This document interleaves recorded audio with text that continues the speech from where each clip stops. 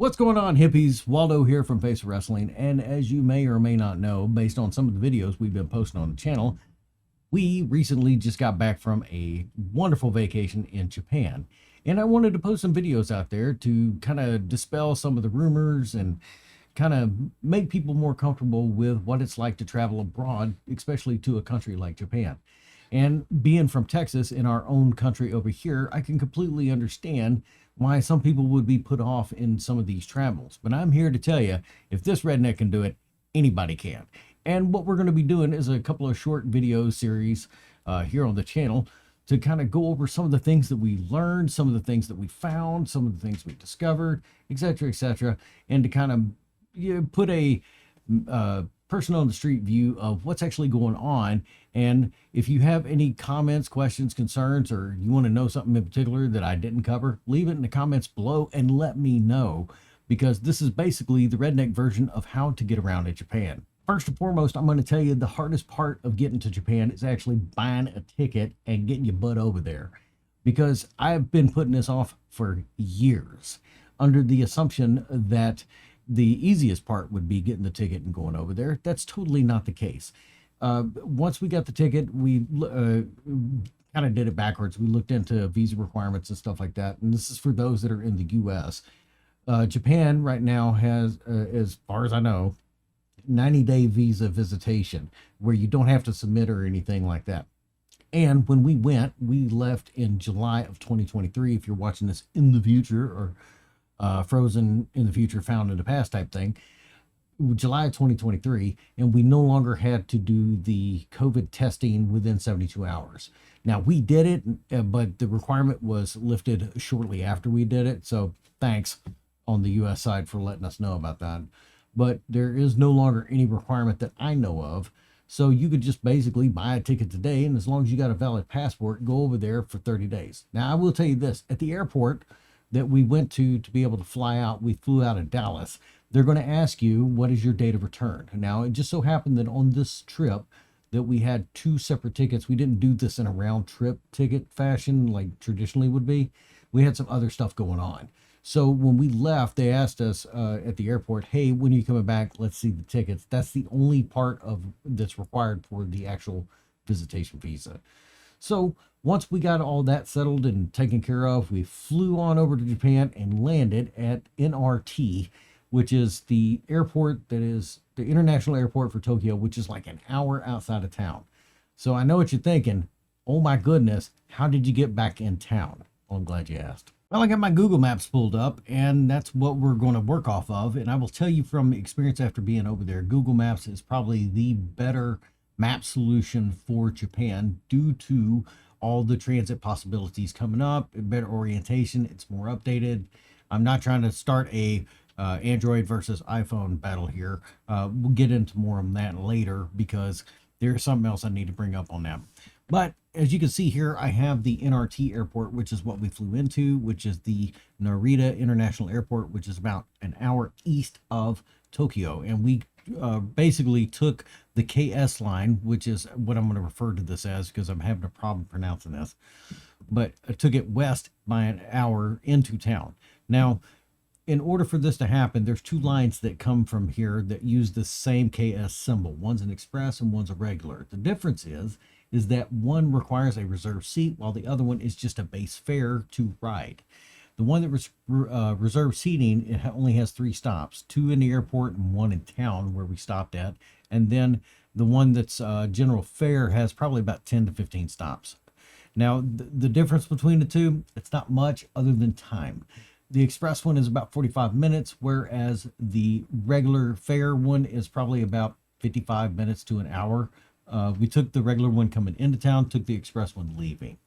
Now, the beauty behind Google Maps is that you scroll down and you can see I have highlighted right there, highlighted a blue.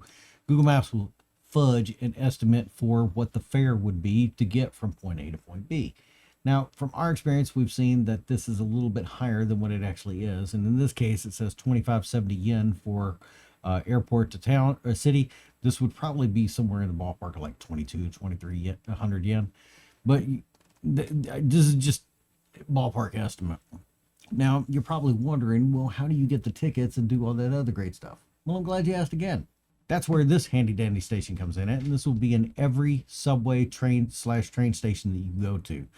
The ones on the left are usually reserved for single fare tickets, and that's what the chart in the middle for in yellow is. But you can also go in there. Both machines do have multiple languages. English is very accessible and readable in there. And so let's say you're wanting to buy a single ticket to go from the international airport into the city of Tokyo. You would go to the left, you would hit the English button, then you would type in your start and then your destination, and it would give you the pricing for a one-time fare. And let's say that you want to do some moseying around and use the transit system while you're there as well. Well, this is where, and I'm going to pop it up on screen here, we got a Suica card. It's an IC card, SUICA. It's the Master Blaster Transit Pass all across Japan. And let me swap back over here. This is where you pick it up at on the right side at the charge station. So now do keep in mind in Japan that you need a Japanese phone number for almost everything when it comes to purchasing stuff. So how did I get mine? That's none of your business. So what we did was we went up to the charge station, went to English, requested a new card, put in all of our info. It's only going to ask you your first name, last name, your date of birth, and your phone number, Japanese phone number. And then you can charge it based on how much you want to put on it for whatever amount of time. They're indefinite. I have not seen anything about an expiration date yet. So what we did was we went ahead and put 5,000 yen on it to start off with. And I'm going to be honest with you, if we had not used a bullet train or any kind of reserve seating to go back to the airport, 5,000 would have been perfect. And I walked literally over 100 miles according to my Fitbit while I was in Tokyo. I did them. I forgot to mention something about these little card stations too. You're probably, if you're coming from the stateside in the US, you're going to have to go up and pay in cash. Go to an ATM first, withdraw the money, select yen because of the exchange rate right now. And then when you go get your cards or actually buy that one-way ticket pass, put cash in there, because if you try to put in your debit or credit card from the US, it may not recognize it, which is one of the issues I ran into. So I just went to the ATM first, came back with the 1, 5, or 10,000 yen note and just put it in there based on how much I needed. Not a problem at all. Other than that, that was no issues at all. Hey, but let's say that you want to ride the bullet train. So you would go back to your Google Maps and type in from, let's say, Tokyo to Hirosaki, where the startup show was that we went to. And it would give you an option to use the bullet train, and you would see how much it cost. Well, that right there would be kind of in the ballpark of what you need to charge your IC card with, or buy that one-time fare. And then you would have to actually buy the reserved seat, because the bullet train and the express line out to the airport require reserved seating. And they're only about, I think on the bullet train, it was like an additional 2,000 yen. So the fare of the bullet train plus 2,000 yen for the seat itself. And then for the express to the airport, it was about 2,000 yen in fare, and then plus another 300 yen for the actual reserved seat on the actual express. Now, the base fare itself is taken care of with the IC card. You would just need to go up to the ticket booth and get the reserved seat ticket. And if you don't want to use the actual booths that you saw in the pictures, that's fine too, because every station has somebody to talk to. Now, as a warning, while there are a lot of people in Japan that speak English, especially those that work for the public transit system, I would highly recommend Google Translate and downloading the Japanese language before you go anywhere, because it may take you a day or so before you get an emergency SIM card like we got. So this is the service right here on screen that I used. I'm going to put the link below where I was. And you may be wondering, where did I actually get the SIM from? Either a Family Mart or a 7-Eleven. They're everywhere. You can literally throw a tennis ball and probably hit a 7-Eleven blindfolded. All we did was we went on this site, and as you can see here, it's 1,100 yen for 3 days of a 500 meg limit daily.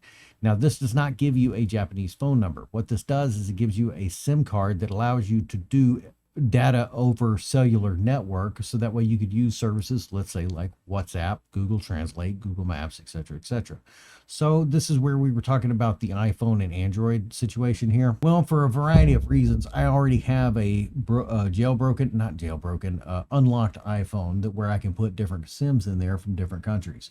But just in case, we took a Android with us, one of those Samsung Galaxy Star system things, and we put the SIM in that, and we just dedicated it to our data only phone in Japan, so that way we could use data and pick up information, translate, and do all this other great stuff. But that service that you just saw on the screen, that's how we were able to get data to that phone, and we could tether off of that because there's no limit on tether to the other phones that we have or devices, and get around that way. So this is us at the Ueno station, UENO, the same station that we went to when we were coming from the airport into Tokyo itself. And you can see here that we're going to the Shinkansen. This is the bullet train. This is the actual subway station. This is probably the second biggest subway station in Tokyo, right behind the main Tokyo station. And the reason we went here was this is where we took the bullet train to go to Aomori. I hope I got that right. To where we can then use the public transit, regular transit up there to go to Hirosaki for the Stardom show. And again, we had to go and get the tickets. We used the IC card to be able to get in and pay the base fare, but then we had to go and get a reserved ticket for the actual train itself. And I just wanted to show these off because my goodness, are these subway stations more than meets the eye. By now you probably noticed that I have a lot of hearts on my Google Maps here, and that's because every place that we really enjoyed and like key points that we wanted to go to, we hearted it, and so that way it was easier for me to find inside of the Google Maps. And you could pretty much pick any of these and say, show me the directions in transit mode, and it is so easy to follow. Let me see if I can find an example for us real quick. We're going to do directions and then say Ueno station, because that was the one that I really like going to.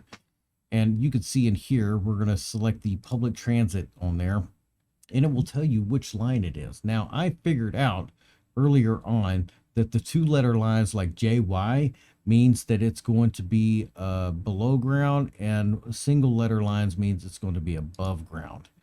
When you go to these lines, I know right here it says that it's going to be from Ueno station to Meguru station, and you should see inside of here where all the different stops are. Well, when you actually get to the subway stations over there, they're numbered, and so you would see here this would be JY05, and you would ride all these stops over to, let's see, 6, 7, 8, 9, 10, 11, 12, 13, 14, 15, 16, 17, 18, JY18.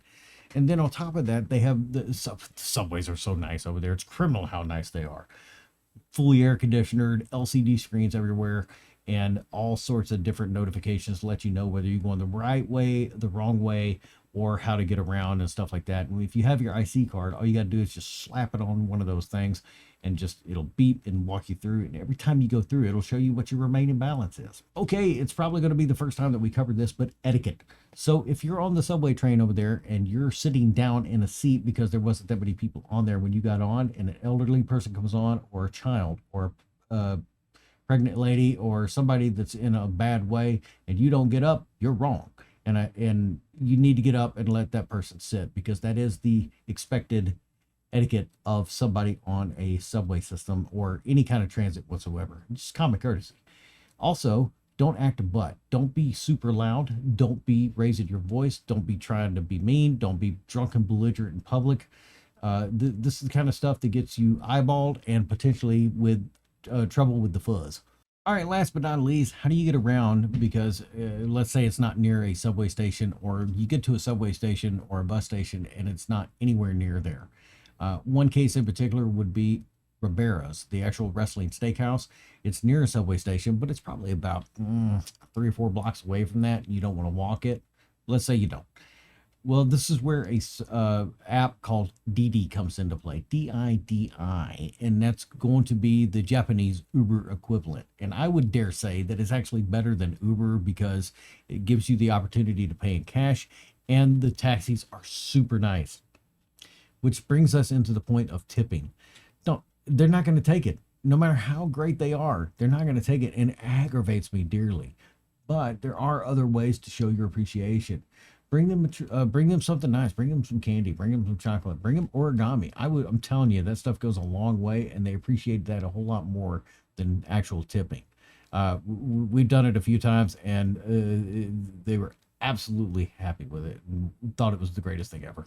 All right, that's it for this one. I've taken up too much of your time already. Like I said, I'm hoping to make this a continuing series to kind of walk you through what it's like to be over there. If you got any questions, let me know. Leave them in the comment below. Shoot us a note at Face Wrestling on the Twitter, on the Graham Cracker, at Dr. The Wife on the Twitter, at Dr. Dr. The Wife on the Graham Cracker.